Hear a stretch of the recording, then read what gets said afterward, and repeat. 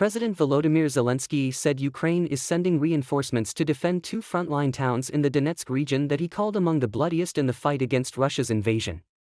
Earlier Sunday, Kyiv rejected as nonsense a Russian government claim that Kremlin troops killed 600 Ukrainian soldiers in an overnight strike. The rocket attack on Kramatorsk was said to be retaliation for the New Year's Day rocket attack on Makiyivka that killed at least 89 Russian troops.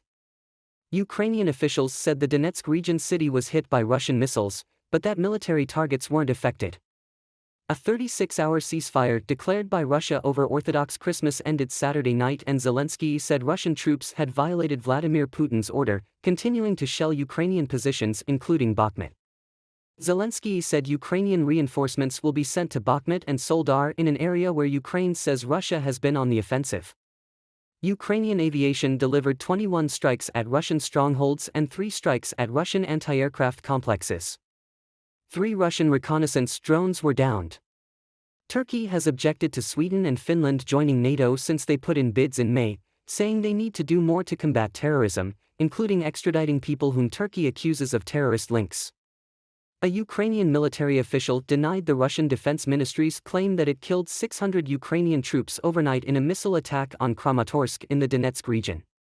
Servicemen from the Ukraine's armed forces, territorial defense, National Guard and other units, including 33 officers and 17 soldiers captured in Mariupol, Kyiv, Kherson and the Donetsk region, were returned to Ukraine.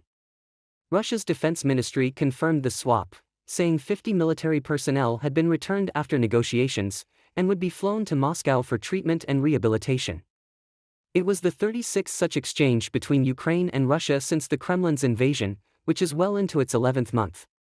More than 600 Ukrainian servicemen were eliminated in a massive missile strike on about 1,300 troops housed in 2 buildings in Kramatorsk, the ministry said in a daily report. The report couldn't be verified and top Ukrainian officials made no comment. An explosion at a gas pipeline near Lutyahyn in Luhansk on Saturday left about 13,000 people without gas supplies. Russia's war has resulted in a minefield of some 250,000 square kilometers, 96,000 square miles, Ukrainian Prime Minister Denis Shmyhal told South Korea's Yonhap news agency. That would be roughly the size of the UK. Ukrainian President Volodymyr Zelensky signed a decree Saturday imposing sanctions on 119 individuals, most of them Russian show business and film stars, as well as media personalities. The halt in hostilities, tied by Putin to Orthodox Christmas holiday, is scheduled to end at midnight Moscow time, or 10 p.m. Central European time. Russian troops bombarded eastern Ukraine early on Sunday, bringing an end to the 36-hour unilateral ceasefire that President Vladimir Putin ordered around Orthodox Christmas. Pavlo Kyrylenko, governor of the Donetsk region in Ukraine, said that there were 9 missile strikes on the region overnight, including 7 on the battered city of Kramatorsk. According to preliminary information, there were no casualties. Russia's defense ministry insisted that all its forces along the 1,100 kilometers front line were observing the Kremlin-ordered truce, but returned fire when attacked. The White House on Friday announced $3.75 billion in weapons and other aid for Kyiv, the biggest package to date. It included 50 Bradley armored vehicles and 500 of the anti-tank missiles they are equipped to fire. Germany also announced it would supply around 40 Marder armored personnel carriers, and France promised wheeled AMX-10 RC tank destroyers. In his nightly televised address on Friday, the Ukrainian president hailed the U.S. aid package as very powerful. The Ukraine military rejected as false Russia's claim that it conducted a retaliation rocket attack Sunday that killed 600 Ukrainian troops housed in Kramatorsk in the hotly contested Donetsk region. The ministry said the attack was in retaliation for a Ukraine strike a week ago on buildings housing Russian soldiers in Makiyivka, about 60 miles south Kramatorsk. That strike killed 89 Russian service members, the Kremlin said. Ukraine authorities estimated the death toll was much higher. Sunday's missile strike came hours after the end of a partially observed, 36-hour unilateral ceasefire Russian President Vladimir Putin had ordered to mark Russian Orthodox Christmas. 50 Ukrainian fighters returned home in a prisoner swap with Russia, Ukrainian authorities said. 33 were officers, 17 were privates and sergeants. Russia said 50 of its troops were freed. Russia and Belarus will conduct joint tactical air force exercises from January 16 to February 1, Belarusian officials announced. Belarus has been Russia's closest ally since the Ukraine invasion more than 10 months ago. Russian forces are slowly advancing in the eastern Donetsk Oblast, and the situation is very difficult in the town of Soledar, near the fiercely contested city of Bakhmut, a Ukrainian defense official said on January 8. Soledar is located about 15 kilometers northeast of Bakhmut, a salt mining city nearly emptied of its 70,000 residents that Russia has desperately tried to capture for the past 6 months. More than 10 months into Russia's full-scale invasion, Ukraine has liberated about 40% of territories that Russia had occupied since February. Kyiv has repeatedly vowed to recapture all of its occupied territories from Russia. Kreminna sits some 25 kilometers northwest of Severodonetsk, the pre-last Ukrainian holdout in Luhansk Oblast that served as the regional administrative center until Russian troops occupied the city in late June. Ukraine and Russia executed their first prisoner exchange in 2023 on January 8, swapping 50 military personnel. Among Ukrainians who returned are 33 officers and 17 privates and sergeants, according to head of Ukraine's presidential office Andriy Yermak. Nearly 3,400 Ukrainian soldiers were still held in Russian captivity as of January 3, according to Ukrainian Ombudsman for Defenders' Rights, Alyona Verbitska. An estimated 15,000 Ukrainians, both military and civilians, were still missing as of late December, Verbitska said during an interview with German media network Redaktionsnetzwerk Deutschland, RND. Another exchange of prisoners has taken place, 50 more Ukrainian servicemen were freed as a result. Another successful exchange of prisoners. They have brought 50 more of our defenders home. These are men belonging to the armed forces, territorial defense, the National Guard of Ukraine, the State Border Guard Service, the Ukrainian Navy and the Special Operations Forces. 33 officers, 17 privates and sergeants. Later, the Coordination Headquarters for the Treatment of Prisoners of War reported that this time 25 soldiers of the Armed Forces of Ukraine, 13 National Guard of Ukraine servicemen, 4 border guards, 3 servicemen of Ukrainian naval forces and 5 members of territorial defense are returning to their families. Among the freed defenders are 11 captives from the Kornybil NPP, 8 defenders of Mariupol, 9 defenders of Kyiv Oblast, as well as captives from Donetsk, Kharkiv, Luhansk, as well as Chernihiv and Kherson Oblasts. The oldest person freed is 54 years old, and the youngest is 19. This is the 36th exchange since the beginning of the full-scale Russian invasion. In total, 1,646 Ukrainians have been returned home, among them both military personnel and civilians. The General Staff of Ukraine's Armed Forces reported on January 8 that Russia had lost 111,170 troops, 3,069 tanks, 6,130 armored fighting vehicles, 4,801 vehicles and fuel tanks, 2,065 artillery systems, 431 multiple launch rocket systems, 217 air defense systems, 285 airplanes, 272 helicopters, 1,849 drones, and 16 boats. Russia continues to suffer losses. A train carrying refrigerated units filled with killed Russians arrived in the Kemerovo region from Rostov-on-Don on January 5. The Russian Defense Ministry said its missiles hit 2 temporary bases housing 1,300 Ukrainian troops in Kramatorsk, in the eastern Donetsk region, killing 600 of them. Ministry spokesman Igor Konashenkov said the strikes were retaliation for Ukraine's attack in Makiivka, in which at least 89 Russian soldiers died.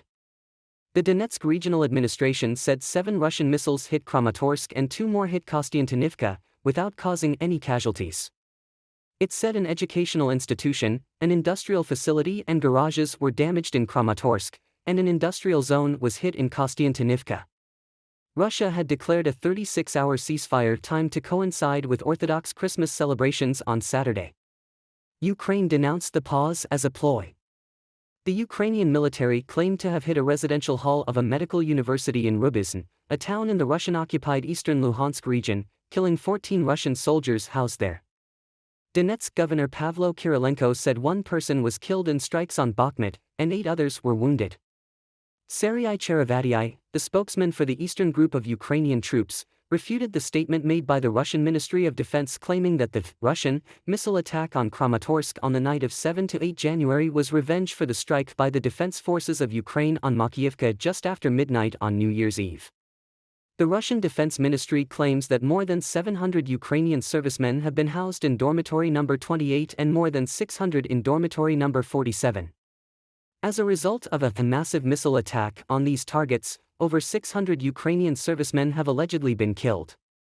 However, Serhiy Cherevatiy, the spokesman for the Eastern Group of Ukrainian troops, emphasized that the statement of the Ministry of Defense of the Russian Federation is incorrect, because the Russian army does not have the ability to deliver high-precision strikes.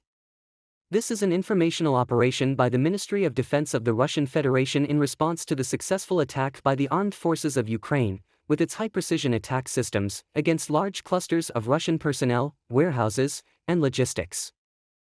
Russian troops, don't have that capacity. Earlier, Alexander Honcharenko, mayor of Kramatorsk, reported that Russian invaders struck Kramatorsk, Donetsk Oblast, using missiles on the night of 7 to 8 January. Many buildings were damaged following the attack. No casualties have been reported. The defense forces of Ukraine launched an attack on a Russian military base in occupied Makiivka in Donetsk Oblast on New Year's Eve, killing 400 and wounding 300 occupiers. Shortly after, Russia's defense ministry claimed on January 8 that 600 Ukrainian troops had been killed as part of a retaliatory operation in the city of Kramatorsk in the eastern Donetsk Oblast. Reuters reported that the attack missed its targets and there were no obvious signs of casualties. Journalists from Italian newspaper La Repubblica and Finnish outlet Il also visited the scene. Finnish journalist Antti Kurinen noted that the strike on one of the dormitories was not a direct hit, and in any case, the building was clearly not occupied due to a complete lack of insulation. On New Year's Eve, Ukraine's armed forces struck a Russian temporary barracks in occupied Makiivka, Donetsk Oblast, killing around 400 Russian soldiers and wounding at least 300, according to the Ukrainian military's estimates. Unlike previous instances of similar high-precision Ukrainian strikes on Russian personnel accommodation, Russia's defense ministry acknowledged that the attack took place, but gave the death toll as being only 89. Ukrainian Prime Minister Denis Shmyhal said Russia has created the world's largest minefield in his country. According to the Prime Minister, Ukraine now has a 250,000 square kilometer minefield as a result of Russia's aggression. The agency notes that 250,000 square kilometers is larger than not only the entire Korean peninsula, around 221,000 square kilometers, but also Laos, Romania, each around 238,000 square kilometers, and Britain, around 244,000 square kilometers. Commenting on concerns that the war is being prolonged, Shmyhal emphasized the need to continue sanctions on Russia and provide assistance to Ukraine. The Prime Minister emphasized that, since the start of the war, we have reclaimed 54% of the territory taken by Russia, and we will continue to be able to recover the occupied land this winter or at some other time. The Ministry of Defense, MOD, said Russia has boosted its defenses in central Zaporizhia Oblast amid fears of an impending attack as its campaign continues to falter. Russia tried to annex both regions via sham referendums last year before a renewed Ukrainian offensive which made several important gains, including Kherson City.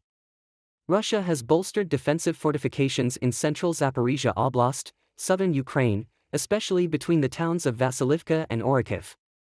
Russia maintains a large force in this sector. A major Ukrainian breakthrough in Zaporizhia would seriously challenge the viability of Russia's land bridge linking Russia's Rostov region and Crimea. Ukrainian success in Luhansk would further undermine Russia's professed war aim of liberating the Donbass. In order to try and restore the campaign, Ukrainian officials also believe that Russia will mobilize up to 500,000 conscripts. Vadim Skibitsky, Ukraine's deputy military intelligence chief, said the recruits would take part in attacks over the spring and summer in the east and south of the country. Currently, Ukrainian officials have reported that there were 280,000 Russian ground troops deployed in the country. The Russian military has recently been fortifying its defenses in the southeastern Zaporizhia Oblast, the UK Defence Ministry said in its daily intelligence update on January 8. The increased fortifications, particularly between the towns of Vasilivka and Orikhiv of the oblast, suggests that Russia may be anticipating a potential counteroffensive by Ukrainian forces in either Luhansk Oblast or Zaporizhia Oblast. According to the British Defence Ministry, the Russian military planners are currently facing a dilemma in deciding which of these potential threats to prioritize in their efforts to counter. In recent weeks, Ukrainian officials stepped up their rhetoric on the prospects of Russia's war in Ukraine. Intelligence chief Kirilo Budanov said Ukraine was planning a major counteroffensive in spring, while Zelensky said in late December that Ukraine is on track to victory that all generations have dreamed of.